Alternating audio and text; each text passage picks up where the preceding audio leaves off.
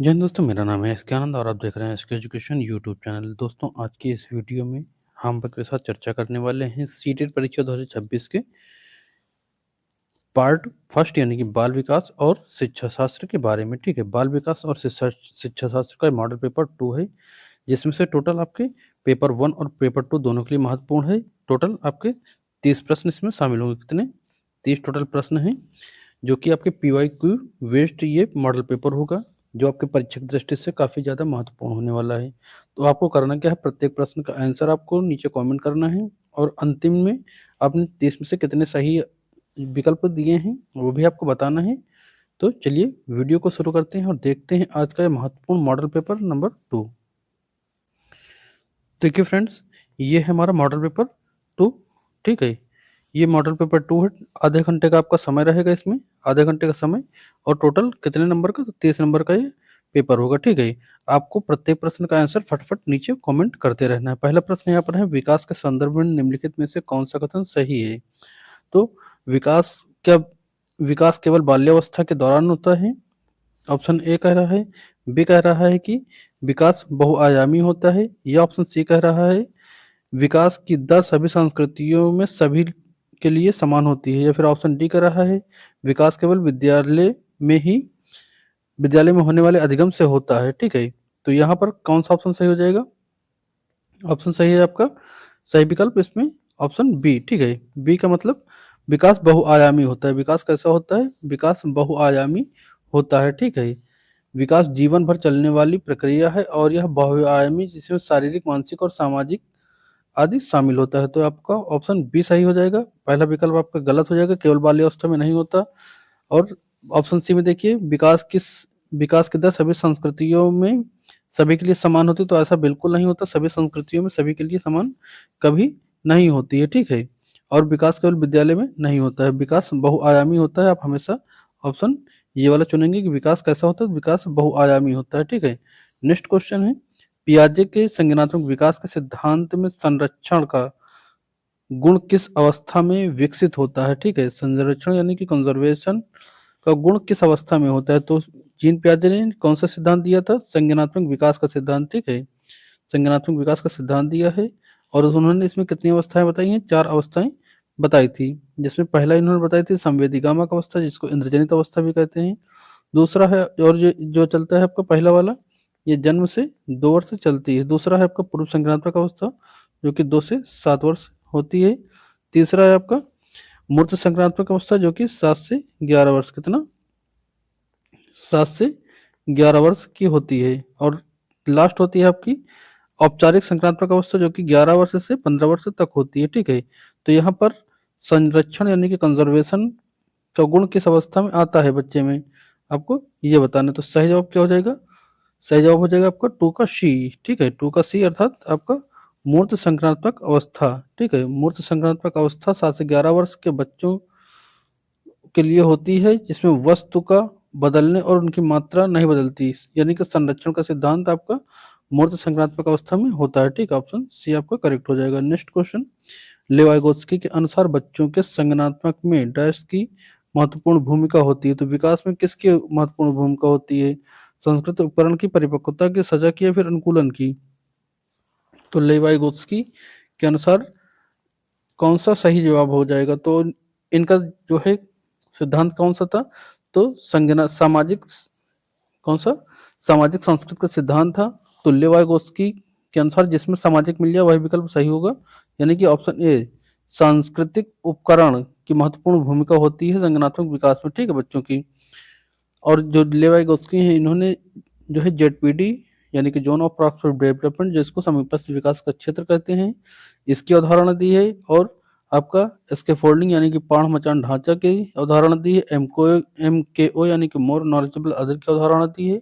और साथ ही जो है व्यक्तिगत वार्ता, ठीक है, यानी कि प्राइवेट स्पीच की अवधारणा इन्होंने ही दी है। ठीक है, तो इस बात को भी ध्यान रखेंगे। नेक्स्ट है, कोहलबर्ग के नैतिक विकास के सिद्धांत के अनुसार अच्छा लड़का अच्छा लड़की अभिविन्यास यानी कि good boy good girl orientation किस स्तर की विशेषता है? तो क्या पूर्व पारंपरिक, पारंपरिक, उत्तर पारंपरिक, या फिर अमूर्त संक्रांतक स्तर? तो देखिए, जो आपके लॉरेंस कोहलबर्ग थे, इन्होंने नैतिक विकास का सिद्धांत दिया था, जिसमें से इन्होंने 3 स्तर और 6 चरण दिए हैं, ठीक है? 3 स्तर और प्रत्येक स्तर का 2 चरण होता है, ठीक है?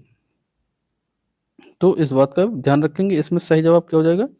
सही जवाब हो जाएगा आपका ऑप्शन बी, ठीक है? ऑप्शन बी मतलब पारंपरिक स्तर पर बच्चे समाज द्वारा स्वीकृत व्यवहार करके अच्छा कहलाना चाहते हैं। ऑप्शन बी आपका करेक्ट हो जाएगा यहाँ पर। नेक्स्ट क्वेश्चन है, एक समावेशी कक्षा में शिक्षक को क्या करना चाहिए? तो समावेशी शिक्षा क्या होती है, हमने बहुत बार बताया है कि जिसमें सभी प्रकार के बच्चे, सामान्य बालक, प्रतिभाशाली बच्चे और पिछड़े हुए बालक, सभी बालक एक साथ जो है शिक्षा ग्रहण करें एक ही छत के नीचे, एक ही क्लासरूम में, तो वो होती समावेशी कक्षा, ठीक है? तो यहाँ पर क्या करना चाहिए एक अध्यापक को? तो क्या आपका केवल पाठ्यक्रम का पालन करना चाहिए? तो केवल जो है आपका नेगेटिव टैग वर्ड है, नेगेटिव टैग वर्ड है, ये हमेशा क्या होता है, ये हमेशा विकल्प को नेगेटिव बनाता है, काट देते कटवाता है, ठीक है? और ऑप्शन बी कह रहा है कि बच्चों को उनकी क्षमता के आधार पर अलग-अलग करना चाहिए। तो क्षमता के आधार पर कभी बच्चे को अलग नहीं करेंगे। ये भी आपका ऑप्शन कट गया। सीखने के लिए सार्वभौमिक डिज़ाइन का उपयोग करना चाहिए, या फिर ऑप्शन डी कह रहा है प्रतिभाशाली छात्रों पर विशेष ध्यान देना चाहिए। तो देखिए, अब जब कभी भी इसका आंसर सही नहीं निकल कर, तो एनिमेशन मेथड का इस्तेमाल करिए। यानी कि जो नेगेटिव टैग वर्ड्स हैं उनकी सहायता से उनको कटिए, और जो सही विकल्प हो जाएगा ऑटोमेटिक निकल कर बाहर आ जाएगा। तो हमने एनिमेशन मेथड का प्रयोग करके ए को काटा और बी को काटा और डी को काटा, तो यहाँ बच रहा है ऑप्शन सी, सीखने के लिए सार्वभौमिक डिजाइन का उपयोग करना चाहिए, ठीक है, इस समस्या कक्षा में। तो ऑप्शन सी यहाँ पर आपका करेक्ट हो जाएगा। नेक्स्ट क्वेश्चन, हावर्ड गार्डन के अनुसार एक शल्य चिकित्सक या पायलट में किस प्रकार की बुद्धि होती है? तो क्या भाषाई बुद्धि होती है, शारीरिक गति संवेदी बुद्धि होती है, गति में बुद्धि होती है, फिर अंतरा व्यक्तित्व बुद्धि होती है? तो पायलट या चिकित्सक में जो है कौन सी बुद्धि पाई जाती है, आपको ये बताना है, ठीक है? तो इसमें सही जवाब हो जाएगा आपका शारीरिक गतिक बुद्धि, ठीक है? ऑप्शन बी आपका करेक्ट हो जाएगा। क्यों? क्योंकि सर्जन और पायलट अपने अंगों के कौशलपूर्ण उपयोग की क्षमता, जिसमें से शारीरिक गतिक संवेदी बुद्धि होती है। ऑप्शन बी आपका करेक्ट हो जाएगा। नेक्स्ट है, एनईपी 2020 प्राथमिक स्तर पर भाषा में शिक्षा देने की वकालत करता है। तो क्या अंग्रेजी भाषा में, घर की भाषा में, या मातृभाषा में, या केवल हिंदी में, या संस्कृत में?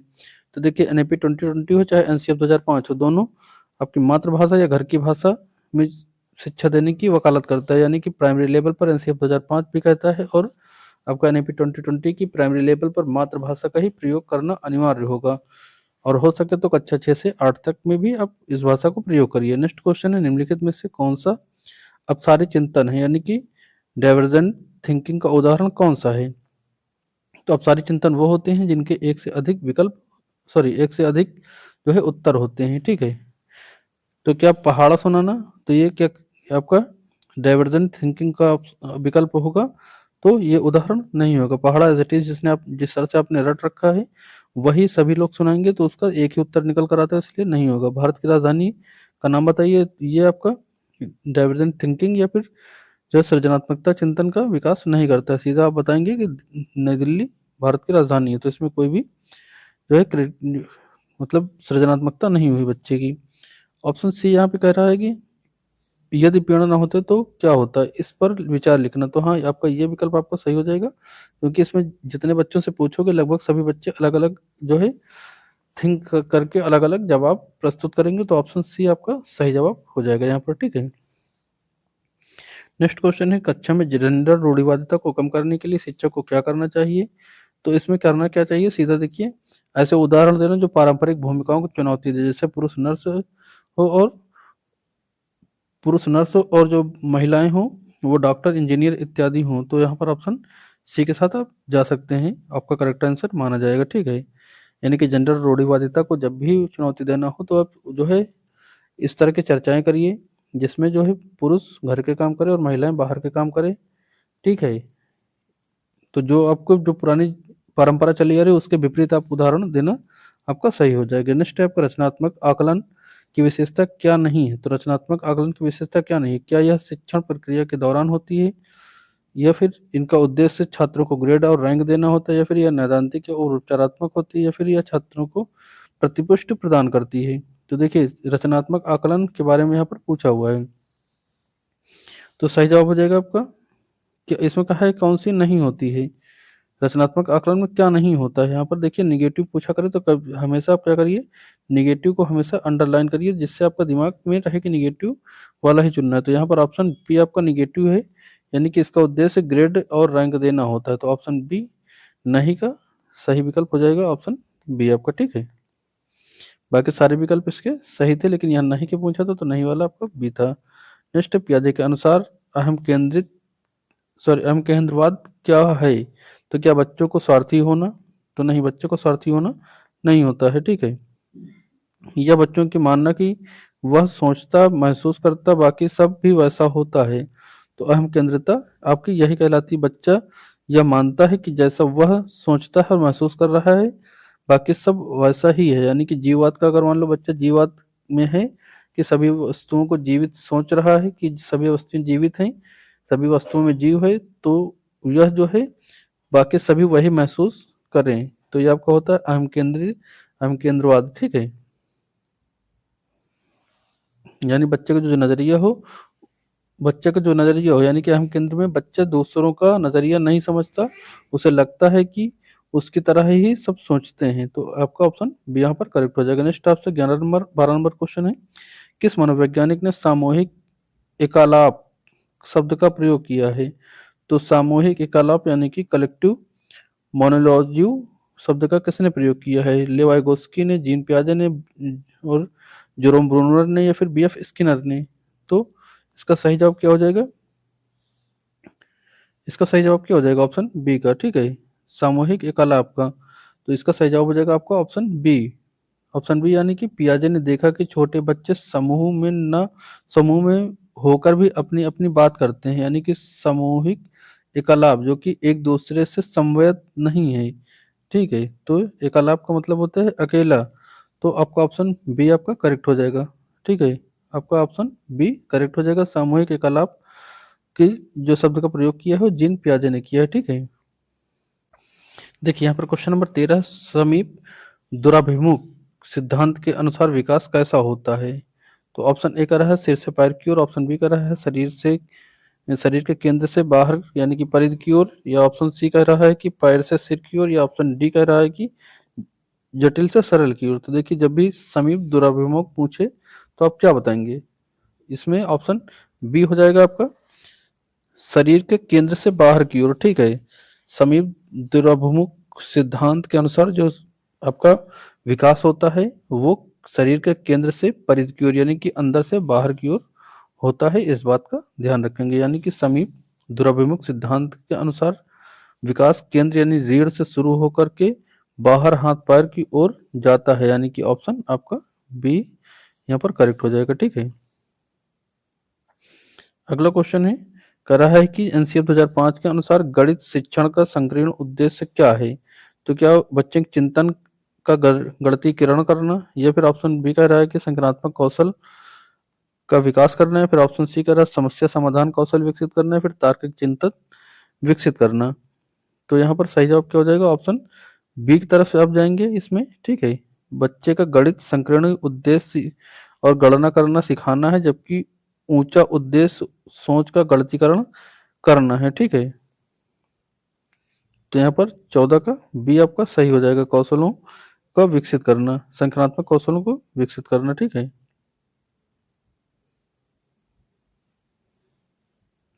नेक्स्ट क्वेश्चन है, कह रहा है कि डिस्ग्राफिया से पीड़ित बच्चे को मुख्य रूप से किसमें कठिनाई होती है?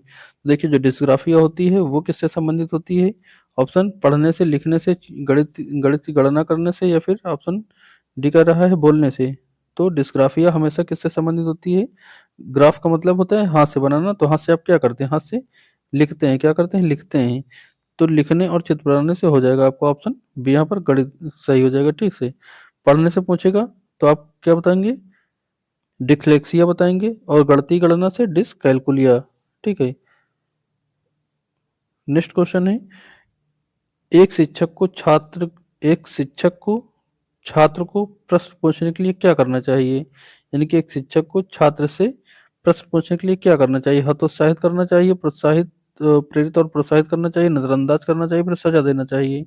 तो क्या करेंगे आप? बच्चे को प्रश्न पूछने के लिए क्या करेंगे? प्रेरित करेंगे और प्रोत्साहित करेंगे, ऑप्शन बी आपका करेक्ट हो जाएगा। नेक्स्ट क्वेश्चन आपके सामने कह रहा है निम्नलिखित में से कौन सा समाजीकरण का द्वितीय कारक है? तो समाजीकरण का द्वितीय कारक कौन सा होगा इसमें? क्या परिवार होगा, विद्यालय, मीडिया होगा, निकटतम परिवार के सदस्य होंगे, फिर माता पिता होंगे? तो यहाँ पूछा द्वितीय कारक पूछे चाहे गौण कारक पूछे, दोनों एक ही होते हैं, जिसमें आपका विद्यालय और मीडिया शामिल हो जाएगा। ऑप्शन बी आपका करेक्ट हो जाएगा। परिवार क्या है? तो परिवार जो है आपका प्राथमिक है, ठीक है, परिवार आपका प्राथमिक होगा। ऑप्शन ए आपका करेक्ट है। सॉरी, ऑप्शन बी विद्यालय और मीडिया द्वितीय कारक हैं, गौण कारक हैं, ठीक है। नेक्स्ट क्वेश्चन है वाइगोस्की के अनुसार अधिगम की गतिविधि कैसी है? तो अधिगम क्या व्यक्तिगत होती है, निष्क्रिय होती है, सामाजिक होती है, फिर यांत्रिक होती है? तो लेवाइगोस्की के अनुसार सामाजिक अधिगम कैसी गतिविधि है? तो इसका सही जवाब क्या जाएगा? सही जवाब जाएगा आपका ऑप्शन सी। ऑप्शन सी यानी कि सामाजिक जो है सामाजिक गतिविधि है। जब भी आपको वाइगोस्की मिले तो सीधा आप सामाजिक की तरफ जाइएगा, हमेशा विकल्प आपका सही हो जाएगा। नेक्स्ट क्वेश्चन है कथन और तर्क से संबंधित है। तो अभिकथन क्या कह रहा है कि अभिकथन एक कह रहा है कुपोषण बच्चे के संज्ञानात्मक विकास को प्रभावित कर सकता है। तर्क क्या कह रहा है विकास के सभी आयाम आपस में जुड़े होते हैं। तो क्या ऑप्शन ए कह रहा है ए और आर दोनों सही हैं और आर ए की व्याख्या करता है, फिर ऑप्शन बी कह रहा है ए और आर दोनों सही हैं लेकिन ए आर की व्याख्या नहीं कर सही व्याख्या नहीं करता। ऑप्शन सी कह रहा है ए सही है लेकिन आर गलत है और ऑप्शन डी कह रहा है कि दोनों गलत हैं, ठीक है। तो इसमें क्या आपका सही हो जाएगा? तो ऑप्शन ए यहाँ पर सही है, ठीक है। ए सही है क्यों? क्योंकि जो आपका अभिकथन कहा था, अभिकथन में क्या कहा है कुपोषण बच्चे के संज्ञानात्मक विकास को प्रभावित कर सकता है। और तर्क क्या कर रहा है विकास के सभी आयाम आपस में जुड़े होते हैं। तो बिल्कुल आपका ऑप्शन ए करेक्ट है, ठीक है, दोनों करेक्ट हैं और आर ए की सही व्याख्या भी करता है। नेक्स्ट क्वेश्चन अधिगम अक्षमता वाले छात्रों के लिए कौन सी उपयुक्त विधि उपयुक्त है? तो अधिगम अक्षमता या लेकिन लर्निंग डिसेबिलिटी वाले छात्रों के लिए कौन सी विधि उपयुक्त होगी? क्या कठोर समय सीमा लागू करना? तो नहीं, कठोर समय सीमा आप लागू नहीं करेंगे। जटिल निर्देश का उपयोग करें? तो कभी आप जटिल निर्देशों का प्रयोग नहीं करेंगे। सामग्री को छोटे छोटे भागों में तोड़कर सिखाना? तो हाँ बिल्कुल, अगर मान लो कोई बच्चा है जिसमें से अधिगम अक्षमता है उसमें, ठीक है, अधिगम अक्षमता है, तो पाठ्य सामग्री को आप छोटे छोटे भागों में तोड़कर उसको सिखाना उचित होगा, ठीक है। तो ऑप्शन सी यहाँ पर आपका करेक्ट हो जाएगा। ऑप्शन डी भी आपका गलत हो जाएगा। क्यों? क्योंकि किसी बच्चे को आप अलग या बाहर नहीं कर सकते हैं, न ही विद्यालय जाने से रोक सकते हैं। नेक्स्ट क्वेश्चन है जीन पियाजे के अनुसार प्रतीकात्मक खेल किस अवस्था की विशेषता है? यानी कि सिंबॉलिक प्ले किस अवस्था की विशेषता है? क्या संवेदीगामक की होगी या फिर पूर्व या मूर्त या फिर अनौपचारिक? तो यहाँ पर सही जवाब क्या जाएगा? सही जवाब जाएगा आपका पूर्व संक्रात्मक अवस्था, जो कि 2 से 7 वर्ष तक चलती है। ऑप्शन बी यहाँ पर आपका करेक्ट हो जाएगा, ठीक है। नेक्स्ट क्वेश्चन है हावर्ड गार्डनर ने बुद्धि को किस रूप में परिभाषित किया है? तो क्या एकल इकाई के रूप में? तो नहीं, एकल इकाई के रूप में नहीं किया है, ठीक है। विभिन्न प्रकार की स्वतंत्रता बुद्धियों का समूह यानी कि बहुबुद्धि। तो हावर्ड गार्डनर ने बहुबुद्धि सिद्धांत दिया जिसके अनुसार बुद्धि एक नहीं बल्कि कई स्वतंत्र प्रकार की होती हैं। ऑप्शन बी आपका यह करेक्ट हो जाएगा, ठीक है।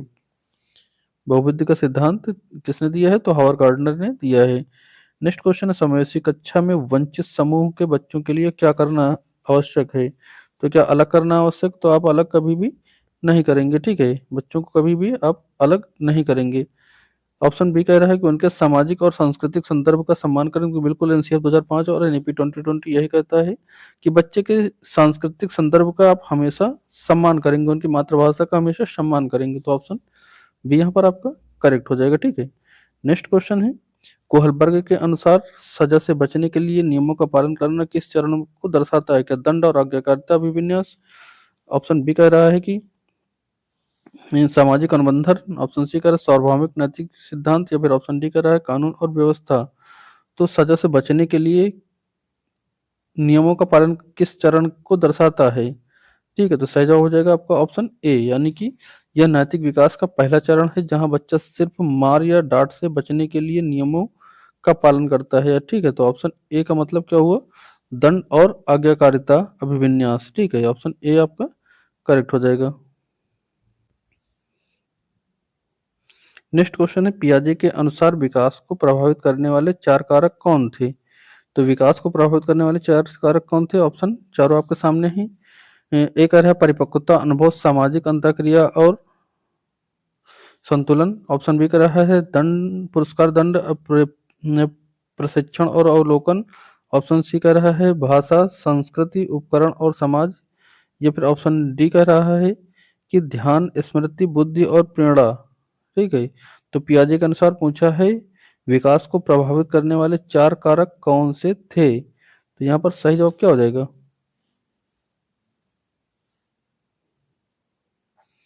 तो सही जवाब हो जाएगा आपका ऑप्शन ए। ऑप्शन ए यानी कि परिपक्वता, अनुभव, सामाजिक अंतःक्रिया और संतुलन। ठीक है, ये आपका ऑप्शन ए आपका करेक्ट हो जाएगा। नेक्स्ट क्वेश्चन है, कक्षा में समालोचनात्मक चिंतन यानी कि क्रिटिकल थिंकिंग को कैसे बढ़ावा दिया जा सकता है? तो क्या उत्तरों को रटवा करके, तो उत्तरों को रटवा करके आप जो सृजनात्मकता का डेवलपमेंट आप नहीं कर सकते हैं। तो ऑप्शन ए आपका गलत हो जाएगा। कह रहा है खुले अंत वाले प्रश्न यानी कि ओपन एंडेड प्रश्न। या फिर ऑप्शन कह रहा है हाँ या ना वाले प्रश्न, तो नहीं, हाँ ना वाले प्रश्न नहीं, शिक्षक द्वारा सभी निर्णय लेकर नहीं। आपका सही जवाब हो जाएगा खुले अंत वाले यानी कि ओपन एंडेड प्रश्न, यानी कि अपसारी चिंतन वाले, यानी कि आउट ऑफ द बॉक्स जो कहते हैं, जिसके बहुत सारे उत्तर हैं क्वेश्चन के। ठीक है, तो ऑप्शन बी आपका करेक्ट हो जाएगा। नेक्स्ट क्वेश्चन है, एक बच्चा अपनी मातृभाषा में बात करने में सहज महसूस कर रहा है, शिक्षक को क्या करना चाहिए? तो हमेशा हमने आपको बताया है एनसीएफ 2005 और एनईपी 2020 दोनों इसको जो है, दोनों जो है एनसीएफ 2005 या एनईपी 2020 दोनों कहता है कि बच्चा जो है अपनी मातृभाषा मातृभाषा में ही शिक्षण ग्रहण करेंगे। कक्षा 1 से 5 तक अनिवार्य है मातृभाषा में शिक्षा देना। ठीक है, तो उसका क्या करेंगे आप? सम्मान करेंगे, सम्मान करेंगे और उसकी भाषा को स्वीकार करना और महत्व देना, सम्मान करना। यानी कि ऑप्शन सी आपका यहाँ पर करेक्ट हो जाएगा। कौन सा ऑप्शन? Option C. ठीक है, नेक्स्ट क्वेश्चन है, कह रहा है कि वाइगोस्की के स्कैफोल्डिंग का सही उदाहरण क्या है? तो स्कैफोल्डिंग क्या होती है? तो क्या बच्चे को उत्तर बता देना या फिर संकेत और इशारा देना ताकि बच्चा खुद समाधान तक पहुंच सके, या फिर बार बार अभ्यास कराना, या फिर पुरस्कार का लालच देना। तो देखिए एस्केप होल्डिंग क्या होती है? एस्केप होल्डिंग होती है एक अस्थायी सहारा देना बच्चे को। ठीक है, तो जो इशारे और संकेत देना इत्यादि होता है ये सभी इसके फोल्डिंग के अंतर्गत आते हैं। तो ऑप्शन बी आपका करेक्ट हो जाएगा, यानी कि बच्चा जो है बच्चे को अस्थायी मदद देना सीखने में, वही होती है आपकी स्कैफोल्डिंग या पाण मचान ढांचा। हिंदी में कुछ भी दे सकता है, लेकिन आप इंग्लिश का याद रखेंगे स्कैफोल्डिंग। ठीक है, नेक्स्ट क्वेश्चन है और आज की वीडियो का लास्ट क्वेश्चन, विकास में व्यक्तिगत विभिन्नताओं का क्या कारण है? तो केवल आनुवंशिकता होती है, केवल पर्यावरण होता है, या फिर आनुवंशिकता और पर्यावरण की जटिल अंतःक्रिया होती है, फिर माता पिता का पालन पोषण होता है? तो देखिए जो बच्चे का विकास होता है यानी कि व्यक्तिगत विभिन्नता का क्या कारण होता है? तो हमेशा ये होगा आपका क्या? आनुवंशिकता और पर्यावरण, पर्यावरण का जटिल अंतःक्रिया। ठीक है, ये दोनों आपके जो आनुवंशिकता और पर्यावरण होते हैं दोनों भी डेवलपमेंट में बहुत बड़ा योगदान देते हैं, और दोनों जो है हमेशा गुणात्मक होते हैं। ठीक है, दोनों गुणात्मक होते हैं और ऑप्शन सी आपका करेक्ट है। तो ये तो टोटल आपके सीटीपी के 30 प्रश्न जो कि पीवाईक्यू क्वेश्चन रहे हैं। अब आप ये बताएं 30 में से आपने कितने सही विकल्प दिए हैं, आप ये बताइए। और वीडियो की जानकारी कैसी लगी आप नीचे कमेंट जरूर करिएगा। वीडियो पसंद आई तो इसको लाइक और शेयर करिएगा और चैनल को सब्सक्राइब करिएगा। मिलते हैं नेक्स्ट प्रैक्टिस सेट के साथ, तब तक के लिए जय हिंद।